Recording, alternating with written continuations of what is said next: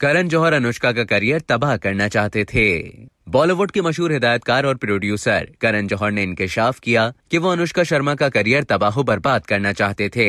उनके इस तहलका-खेज बयान पर मबनी वीडियो क्लिप सोशल मीडिया पर सामने आने के बाद करण जौहर को शदीद तनकीद का सामना है। भारतीय मीडिया रिपोर्ट के मुताबिक मशहूर फिल्म एडिटर अपूर्वा ने ट्विटर पर करण जौहर और अनुष्का शर्मा के एक पुराने इंटरव्यू की वीडियो शेयर की है, जिसमें करण जौहर कहते हैं कि वो अनुष्का का करियर मुकम्मल तबाह करना चाहते थे।